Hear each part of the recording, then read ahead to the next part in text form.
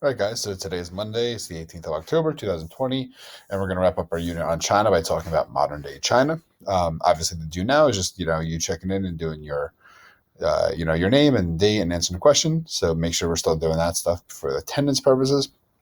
So where we left off is Mao dies in 1976. Remember, he's the communist leader of China. He leads the rebellion in the 20s and 30s, and eventually he is the leader of a communist China starting in 1949. So after Mao, housing and education, sanitation improved.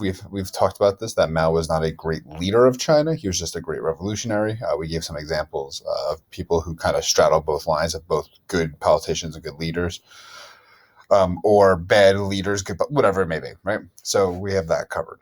Right. After Mao as well, democracy does not exist. Critiquing the government was still a jailable offense. So don't think that his death leads to this brand new open China. Along the way, though, there are some incidences that we should cover and some kind of key points. One is the incident in 1989 at Tiananmen Square. Tiananmen Square is a large public square. On the outsides of the square are the Chinese Capitol building, where their parliament meets. Mao's mausoleum, where his body is, and right across the street is the very famous Forbidden City, the temple built during the 1500s. Not the temple, excuse me, the palace built during the 1500s for the emperors of China.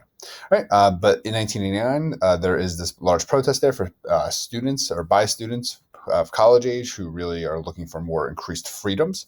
And this is May of 1989. After a bit of protesting, the protest is broken up by the army. The army kills over 500 people. And it kind of gives sight, though, or gives us a scene that's quite famous of a man who is unknown, who walks in front of a tank or a column of tanks. We're going to see that basically to stop their advance towards Tiananmen Square and protect the students. All right.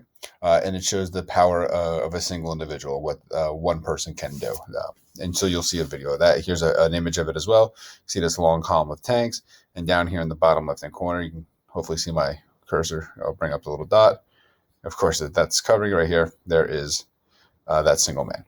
All right. Some other kind of notes about China at this time is the One China policy. Under Mao, China had aimed to limit its population. It promoted a one-child policy, basically where you could only have a single child, and by having more than that, you could lose things such as education benefits, childcare benefits, housing benefits. Families that had more than one child were fined up to years of pay, and I'm not exaggerating. And in this policy exists until 2015 when it's expanded to 2 children. But that being said, there are millions of second children born before this change who are not really Chinese citizens. They exist in China, they live in China, but because they're not part of the Chinese government system, they don't have access to things like healthcare, housing, education. It's pretty dramatic stuff. Right. What is going on in China today? It's an extremely wealthy, powerful nation, has normal relations with the United States, but they are absolutely in competition with one another to be the premier world power.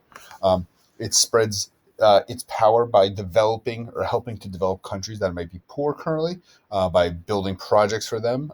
But they use Chinese workers, Chinese factories, Chinese materials, and we're going to see that in a video you're going to watch. While it is certainly not a democracy or a truly open society, the lives of the average Chinese citizen has greatly improved over the past, we'll say, 30 years or so. There is still poverty, especially in the rural areas of China.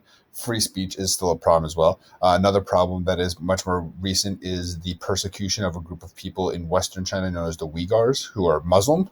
China is by law a religionless society. The Uyghurs have been rounded up. They've basically been in concentration camps, and they're being persecuted in Western China. And the other issue is the issue of Taiwan. Taiwan, the island nation where the nationalists had fled to. China considers Taiwan part of its country. They call it the One China policy.